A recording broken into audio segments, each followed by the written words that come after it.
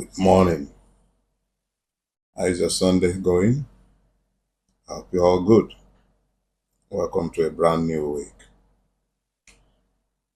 I want us to speak to the subject, stay awake. It's an invocation, um, an appeal that you should stay awake. Or as they will stay, as they will say in street parlance, G, masun, no sleep, wake up. You understand? I have a reason for urging you to stay awake. And I'll try and explain. Back in 2020, about this time in 2020, I had reason, maybe even as early as about April, May 2020, I had reason to speak with a few friends. I know as a fact that I spoke with Baba Ogunlano. I discussed this as well with, yes, Yele, uh, wise man, yeah. And I spoke with a few of the people within the different movements where we've believed together that something fundamental has to change about Nigeria. So we've spoken about the required changes in revolutionary terms, even though we might not have always agreed on methods. And I spoke with people either together or as individuals, but I know that it was very common for me to have spoken in those days, in that season,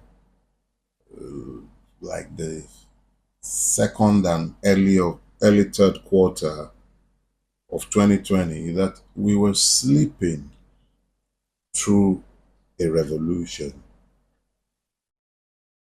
And some of them would ask me what I meant when I kept insisting that we were sleeping through a revolution. But even I wasn't completely sure of why I felt like that. But intuitively, I sensed that we were missing something in that season. So I just spoke blithely about us sleeping through a revolution. And then we entered the last quarter of the year. And then you had the series of protests against police brutality, which snowballed eventually and became the NSAS protests.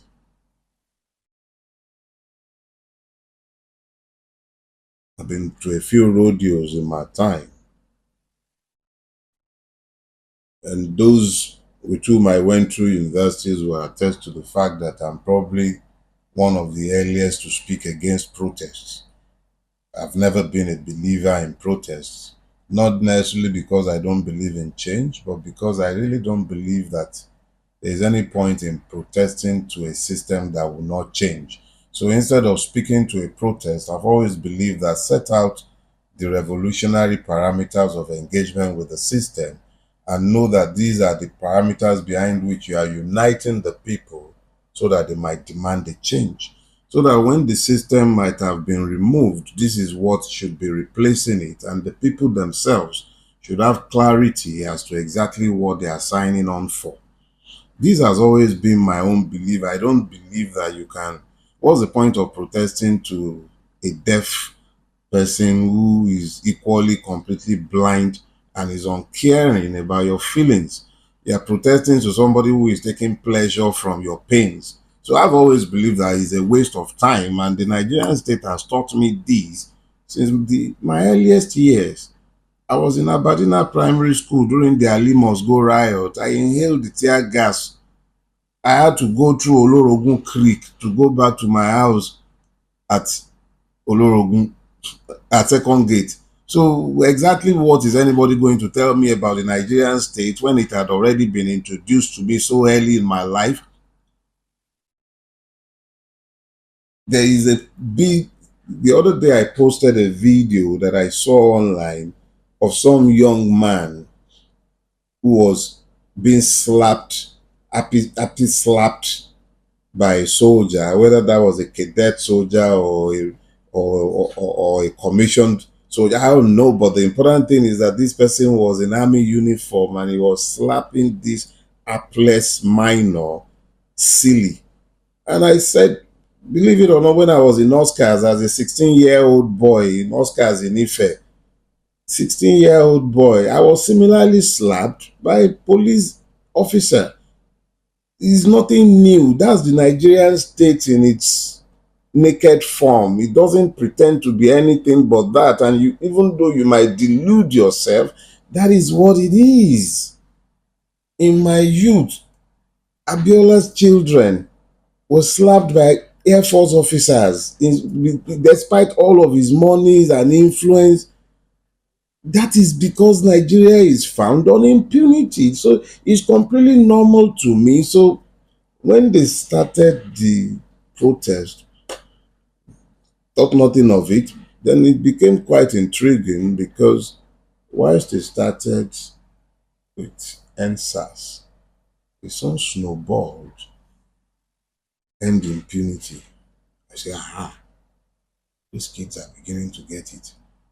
Said, end bad governance, I laughed. End corruption.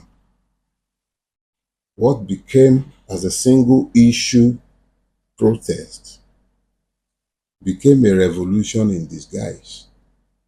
The revolution had told our friends that we were sleeping through. So instead of us to have prepared and offered the people an opportunity for change, we became reactionaries in the moment when we should have demanded substantive change of the Nigerian state. Reactionaries, I say, because, and this is where we need to stay awake. We need to stay awake. I say we are reactionaries because the Nigerian state spent time, committed resources, great resources, to making sure that the people forget what it did at Lekki Toll Gate. Lekki Toll Gate was in the first place where the Nigerian state had displayed its brutality, murderous brutality. I'll remind you that a few years before, Buratai's convoy had murdered over 430 Shia Muslims. Those are in my figures. Those are figures that comes directly from the Kaduna State Commission of Inquiry. So, Lekki was merely something that they believed had to be done. But we, who were sleeping through the revolution, who ought to have known that that was what the system would do, what did we offer the people?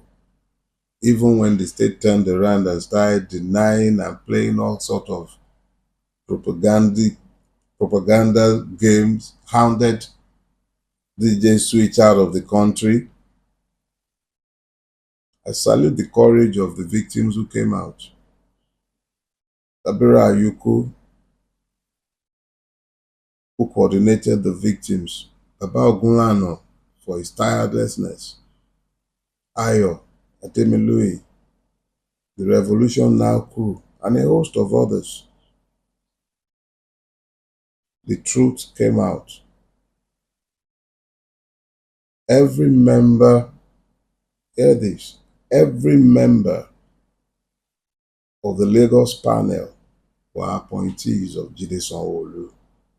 Every one of them. Some came from the State Ministry of Justice. But the unanimous finding of their panel is that there was a massacre at Lekki toll gate.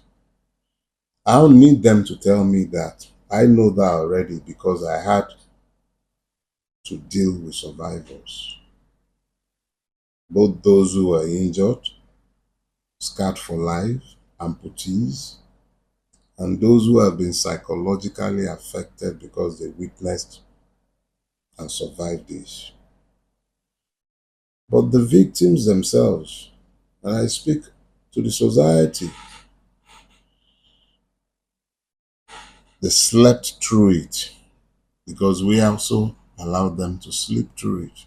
The Nigerian state fed them lies, desensitized them to the humanities of the victims. The fact that the Lagos state government, through Jide Sanwo-Olu, paid cash totaling 100 million to victims proves the lies of their public denials. You hear me? It proves the lies. Let them deny it. So now you've got a situation where the truth clearly established makes it impossible for the state to deny its nature.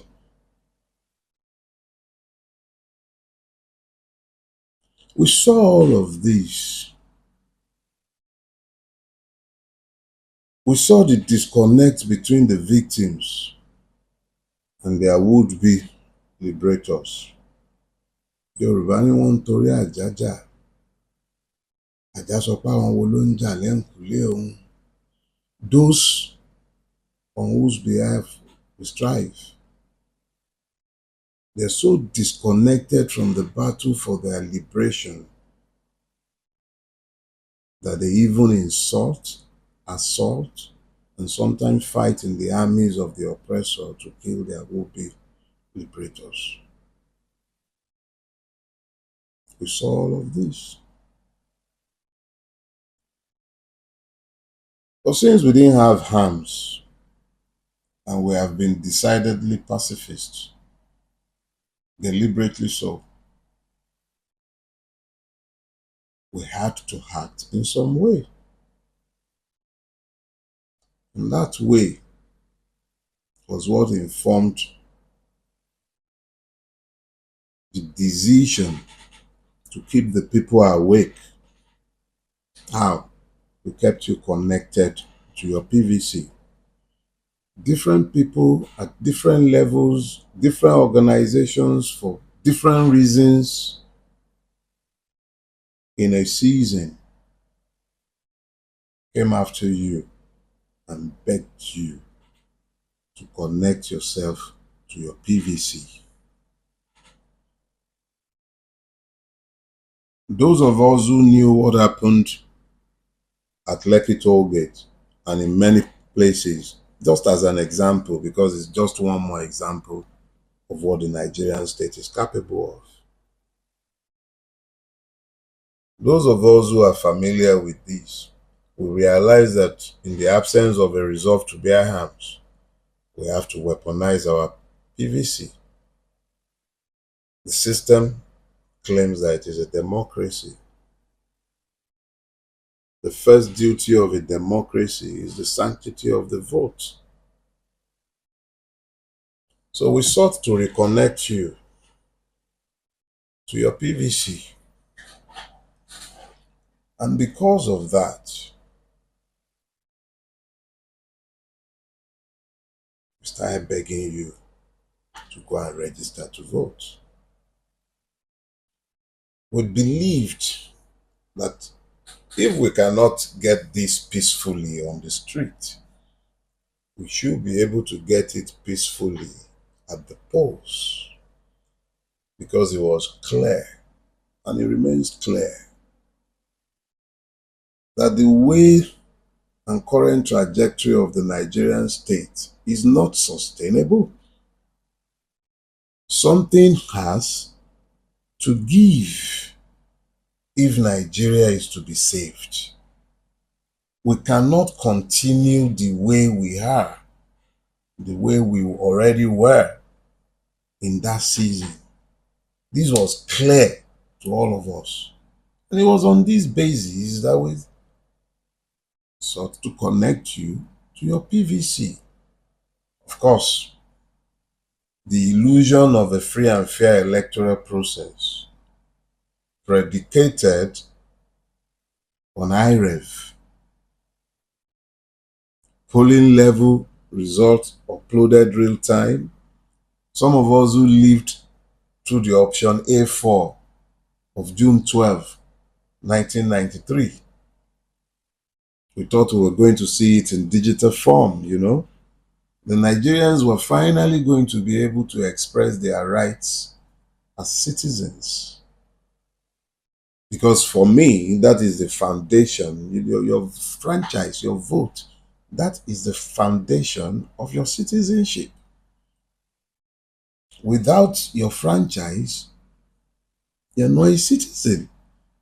So for me, that was the first way to test the reality or illusion of my citizenship and our collective sovereignty. Even though Nigeria has the distinct and dubious honor of being the only country in the world where the state is the sovereign and not the people. Baffling, isn't it? But that's what it is. But the question is, who is the state? Because that state certainly is not the collective of we. But lest I digress, let me take you back to where we were. So, the next battleground, since the protest ground wasn't going to be the battleground, since they wouldn't let it be peaceful, was the electoral process. So we sought to reconnect the people to the electoral process. And we kept you awake. And we stayed awake. And yes, we won. I say it, we won. No matter how hard anyone might struggle to rewrite history, the fact is, we won. We won so convincingly that in Lagos State, INEC till today is incapable of providing the Form EC8A, which are the polling unit level result sheets, till today. And I challenge them to bring them out. Till today. That's how convincing the victory was. And you know something else? It had them so scared that Oro had to come out to bring back Orojide. So let's not be kidding ourselves and be trying to rewrite history. We won convincingly across Nigeria. It wasn't Peter Obi that won. It was the Nigerian people. We won in Nasarawa. We won. It wasn't the Labour Party. It was the disadvantaged across Nigeria, the victims of Nigeria, across the length and breadth of Nigeria. We won. No amount of rewriting, editorial work is going to rewrite the history of what took place on the 25th of February. We won. We won. We won convincingly. We won. The quantum of our victory, I'm not INEC. If they ever elect to let IREV work, they know the quantum. Some organizations in Nigeria also claim to know the vote. I challenge those who claim they know it. Let them release it. We won convincingly. We won. The people won. It wasn't Peter Obi. That's the point I've labored to make for a few people. It wasn't about Peter Obi. Peter Obi was merely a totem. Before the election, after the election, he remains but a totem. If he deviates from the path that he has locked himself into, lockstep with the people, desirous of the same changes as the people, somebody else will take his place. If I fall tomorrow, somebody else will take my place.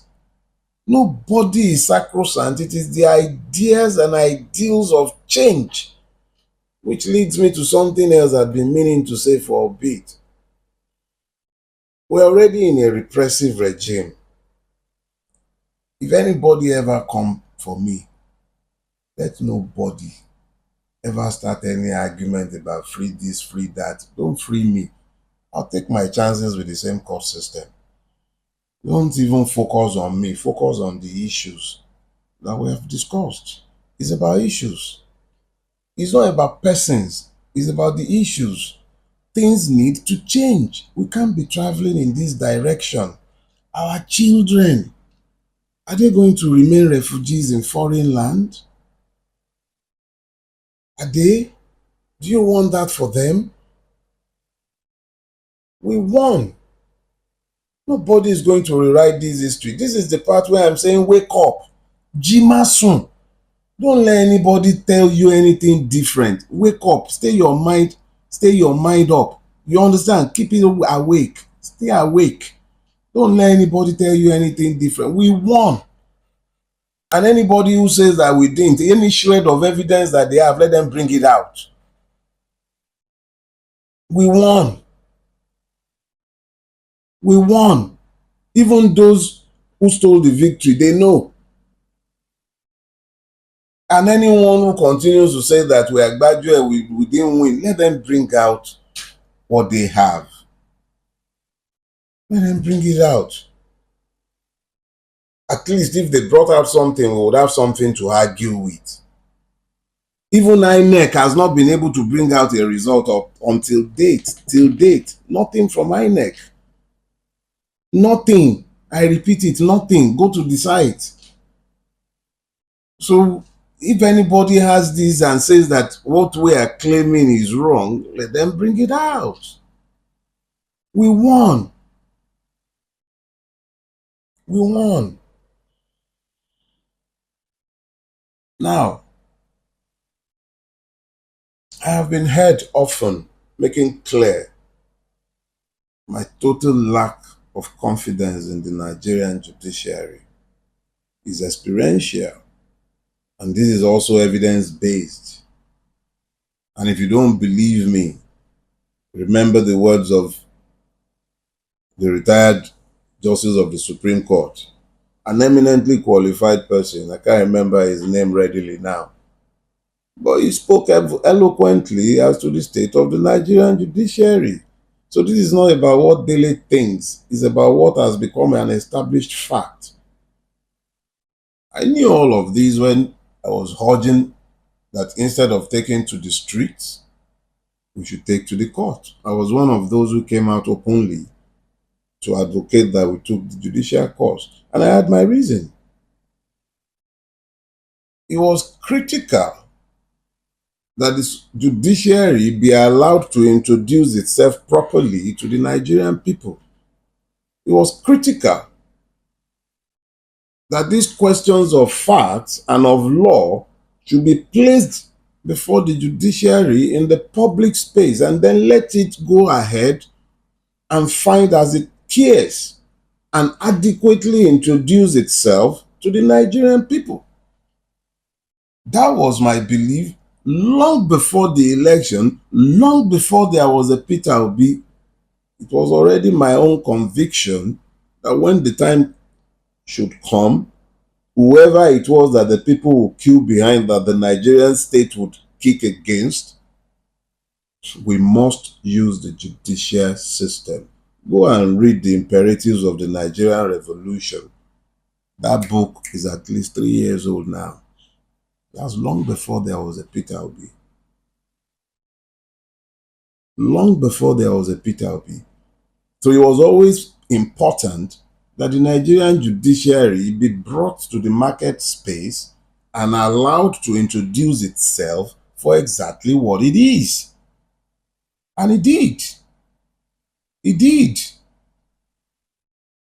But regardless of what it said, fact remains, we won. The state did its bit. But the question is this: what's the end game? The end game is to keep you awake. The system has shown you its abject nudity. It has made clear that the electoral system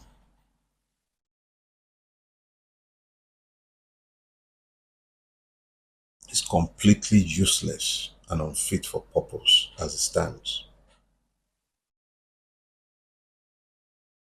We have also proven that the Nigerian judiciary is anything but a place from where to seek justice.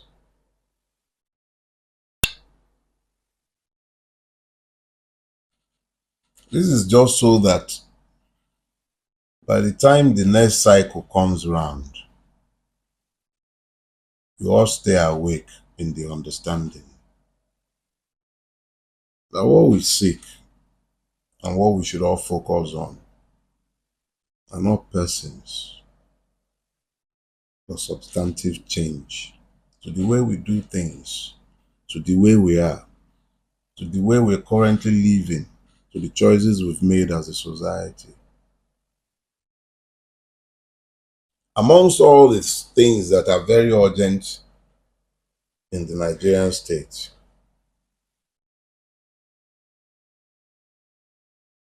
the President and the National Assembly found it very urgent to change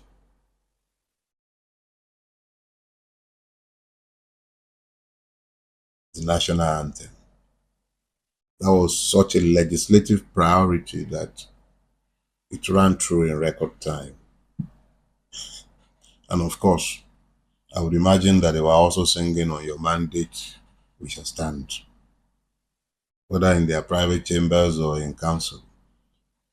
But they passed it because the president wants it. And it's a national emergency. There's a bill, there's a suit before the Supreme Court now, which is literally seeking to make the local government part of the federating unit in Nigeria.